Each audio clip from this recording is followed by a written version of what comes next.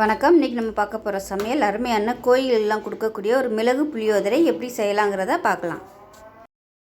இப்போ ஒரு கடாய் எடுத்துக்கலாம். இதில் பார்த்திங்கன்னா 2 டேபிள் ஸ்பூன் மிளகு சேர்த்துக்கலாம், 2 டேபிள் ஸ்பூன் சீரகம்,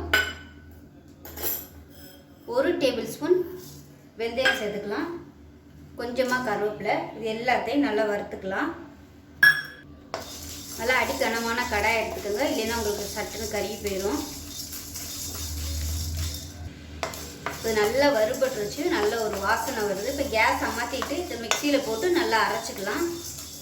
நல்லா நைஸாக பொடி பண்ணி எடுத்துக்கலாம். இப்போ நல்லா நைஸாக பொடிச்சாச்சு.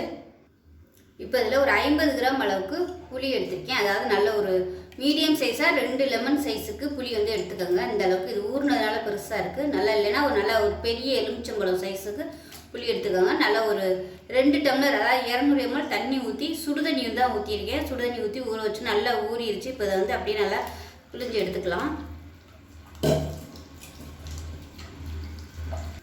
இப்போ பாருங்கள், இதில் வந்து நல்லா ஒரு 300 ml தண்ணி இருக்கும். எக்ஸ்ட்ரா 2 டம்ளர் ஊற்றிருந்தேன். இப்போ அடுத்து புளிஞ்சிட்டு மறுபடியும் 1 டம்ளர் தண்ணி ஊற்றி புளியை வந்து வடிகட்டி எடுத்து வச்சுருக்கேன். தண்ணி வந்து ரொம்ப ஊற்ற வேணாம். ரொம்ப ஊற்றிட்டோம்னா அது கொதிச்சு கெட்டியாக வர்றதுக்கு ரொம்ப நேரம் ஆகும். அதனால் நம்ம கரைக்கையிலே கெட்டியாக கரைச்சிட்டோம்னா சீக்கிரமாகவே அது வந்து நல்லா வந்துடும். இப்போ வந்து நம்ம தாளிச்சு விட்டுறலாம். இப்போ கடாய் சூடானதும் எண்ணெய் சேர்த்துக்கலாம். நல்லெண்ணெய் வந்து சேர்த்துக்கோங்க. நல்லா ஒரு 50 ml அளவுக்கு நல்லெண்ணெய் சேர்த்துக்கோங்க. ஏன்னா எண்ணெய் இருந்தால் தான் புளியோதரை வந்து நல்லா உதிரியாக வரும். இப்போ பாருங்கள், எண்ணெய் நல்லா சூடாயிருச்சு. நல்லா ஒரு 2 டீஸ்பூன் போல் கடுகு சேர்த்துக்கலாம். இதுக்கு வந்து கடுகெல்லாம் கொஞ்சம் கூட இருந்தால் தான் நல்லாயிருக்கும். அதே மாதிரி 2 டேபிள் ஸ்பூன் உளுந்து சேர்த்துக்கலாம், 2 டேபிள் ஸ்பூன் கடலைப்பருப்பு சேர்த்துக்கலாம். இப்போ பாருங்கள், நல்லா பொரிஞ்சு வரணும். இப்போ இதில் வந்து கருவேப்பிலை சேர்த்துக்கலாம். இல்லை கடலைப்பருப்பு வந்து நல்லா பொன்னிறமாக வரணும். இப்போ இதில் ஒரு 3 வரமிளகாயை நம்ம கிள்ளிட்டு சேர்த்துக்கலாம். இதுக்கு வந்து வரமிளகாய் ரொம்ப தேவைப்படாது, ஏன்னா காரம் வந்து மிளகு காரம் தான். இது வந்து ஜஸ்ட்டு ஒரு வாசனைக்காக மட்டும்தான். அதனால் ஒரு 3 இல்லை 2 சேர்த்தா மட்டும் போதும். இப்போ வரமிளகாயை சேர்த்துக்கலாம்.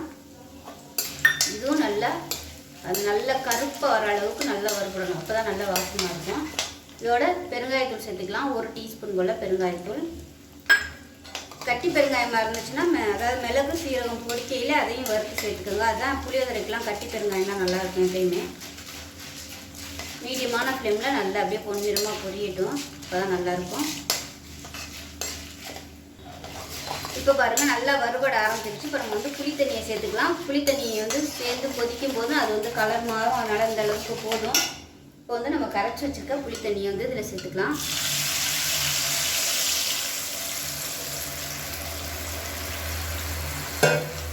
எல்லாத்தையும் நல்லா கலந்துடலாம்.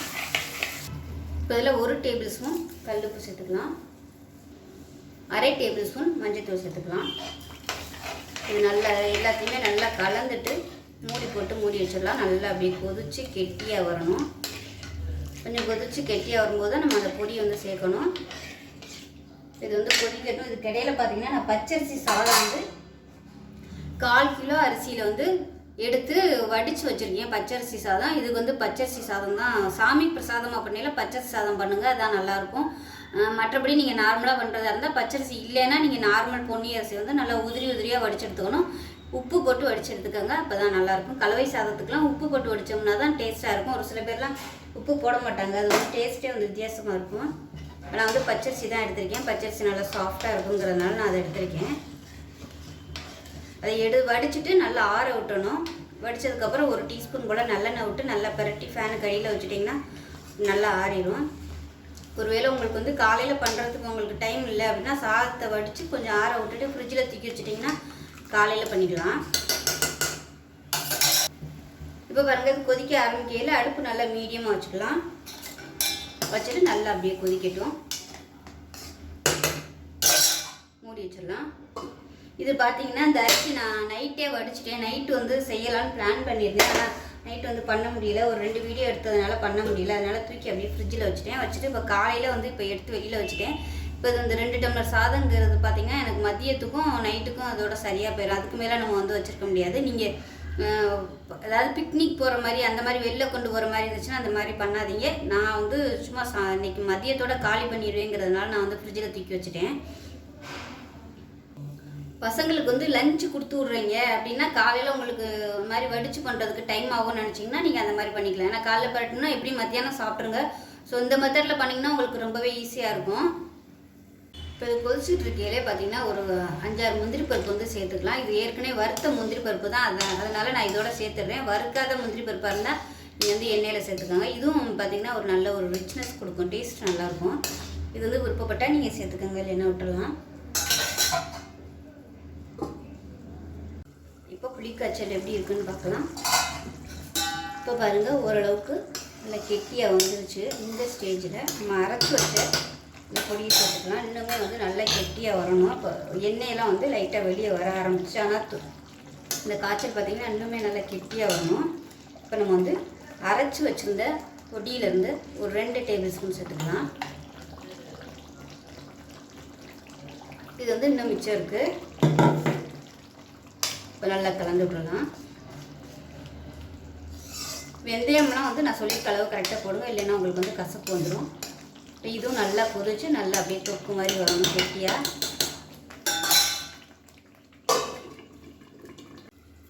இப்போ எப்படி இருக்குன்னு பார்க்கலாம். பாருங்கள் நல்லா சூப்பராக வந்துருச்சு, நல்லா வத்திடுச்சு பாருங்கள். அந்த தொக்கு பார்த்திங்கன்னா நம்ம கிளறையிலே தெரியும், நல்லா கொஞ்சம் அப்படியே கனமாக இருக்கும். தண்ணியெலாம் வற்றி நல்லா அப்படியே கெட்டியாகிடுச்சு. எண்ணெயும் பாருங்கள் நல்லா எண்ணெயெல்லாம் விட ஆரம்பிச்சிச்சு. நம்ம ஊற்றின எண்ணெயெல்லாம் இப்போ வந்து அமர்த்திடலாம். ஸோ இந்த அளவுக்கு நீங்கள் எண்ணெய் ஊற்றுனீங்கன்னா தான் ஃப்ரிட்ஜில் வச்சாலும் உங்களுக்கு வந்து கெட்டு போகாது, வெளியிலையும் அப்படியே இருக்கும். இப்போ நம்ம வந்து சாதத்தில் போட்டு பரட்டுறதை பார்க்கலாம். இப்போ 1/4 கிலோ அரிசியில் வேக வச்ச சாதம் ரெடியாக இருக்குது. நல்லா ஆற விட்டு இப்போ நம்ம ரெடி பண்ண புளிக்காய்ச்சல்லேருந்து ஒரு 2 கரண்டி அளவுக்கு விட்டுக்கலாம். மீதியை வந்து நீங்கள் ஸ்டோர் பண்ணி வச்சுக்கிட்டிங்கன்னா இன்னொரு தடவை யூஸ் பண்ணலாம், 2-3 தடவை யூஸ் பண்ணலாம் அந்த புளிக்காய்ச்சல். இப்போ இதை வந்து நல்லா கிளறி விட்டுக்கலாம். இது வந்து கையில் தான் பெசரணும், ஏன்னா அது வந்து கட்டி கட்டியாக இருக்கிறதுனால கையில் பெசர்னிங்கன்னா தான் உங்களுக்கு அந்த சாதத்தில் வந்து நல்லா மிக்ஸ் ஆகும். இப்போ இது வந்து சூடாக இருக்கிறதுனால, புளிக்காய்ச்சல் சூடாக இருக்கிறதுனால நான் வந்து கரண்டி மிக்ஸ் பண்ணுறேன். கொஞ்சம் ஆறி வச்சு கையில் மிக்ஸ் பண்ணிக்கலாம். கையில் மிக்ஸ் பண்ணிங்கன்னா தான் இந்த கட்டியாக இருக்கிறதெல்லாம் உடைக்க முடியும். ஸ்பூனில் வந்து நம்ம உடைக்க முடியாது. மிளகா போடுறதுக்கு பதிலாக இந்த மாதிரி மிளகு போட்டு புளியோதரை பண்ணால் டேஸ்ட்டு சூப்பராக இருக்கும். மார்கழி மாதம், ஸோ பிரசாதமாக பெருமாளுக்கு வந்து இதுதான் கோயிலில் கொடுப்பாங்க. நல்ல ஒரு எதிர்ப்பு சக்தி கிடைக்கும். மழை நேரத்தில் வாய்க்கு ருசியாக இந்த மாதிரி காரசாரமாக சாப்பிட்டோம்னா அவ்வளோ சூப்பராக இருக்கும். அது இந்த பனி சீசனுக்கு டேஸ்ட் பண்ணி பார்த்துக்கோங்க. பார்த்துக்கிட்டு பத்தலைன்னா நீங்கள் இன்னும் கொஞ்சம் சேர்த்துக்கலாம். நான் ஏற்கனவே சொன்ன மாதிரி பிக்னிக்லாம் போகிற மாதிரி இருந்துச்சுன்னா கையை போட்டு கலர வேணாம், நீங்கள் வந்து ஸ்பூன்லேயே சரிக்கங்க. இப்போ நான் வந்து இன்னும் கொஞ்சம் சேர்க்குறேன். இது வந்து அவங்கவுங்க டேஸ்ட்டுக்கு தகுந்த மாதிரி நீங்கள் சேர்த்துக்கோங்க. புளிப்பு கம்மியாக வேணும்னு நினச்சிங்கன்னா கம்மியாக சேர்த்துக்கலாம். இப்போ கையில் வந்து நல்லா பிசைஞ்சிட்டேன். இப்போ நம்ம வந்து பொடி பண்ண பொடி வந்து இன்னும் கொஞ்சம் இருக்குது. அதனால் இது வந்து லாஸ்ட்டாக ஒரு 1.5 டேபிள் ஸ்பூன் அளவுக்கு தூவி விட்டுட்டு கிளறி விட்டுக்கலாம். லாஸ்ட்டாக சேர்க்கும்போது தான் அந்த ஃப்ளேவர் வந்து நல்லா எடுத்து கொடுக்கும். அவ்வளோதான், அருமையான மிளகு புளியோதரை ரெடி ஆயிடுச்சு. ஸோ இந்த மழை சீசனுக்கு இது மாதிரி வீட்டில் வந்து செஞ்சு கொடுங்க. இதோட பார்த்திங்கன்னா உருளைக்கிழங்கு வறுவல் இல்லை சிப்ஸு இந்த மாதிரி வச்சு சாப்பிட்லாம். சிம்பிளாகவும் இருக்கும். வீட்டில் இருக்கிற இன்க்ரீடியன்ட்ஸ் வச்சு ஒரு சூப்பரான மிளகு புளியோதரை ரெடி ஆயிடுச்சு. ஸோ செஞ்சு பாருங்கள். செஞ்சு பார்த்துட்டு எப்படி வந்துச்சுங்கிறத சொல்லுங்கள். வீடியோ பிடிச்சிச்சுன்னா லைக் பண்ணுங்கள், கமெண்ட் பண்ணுங்கள், சேனலை சப்ஸ்கிரைப் பண்ணுங்கள், பக்கத்தில் உள்ள பெல் பட்டனையும் ப்ரெஸ் பண்ணுங்கள். நன்றி.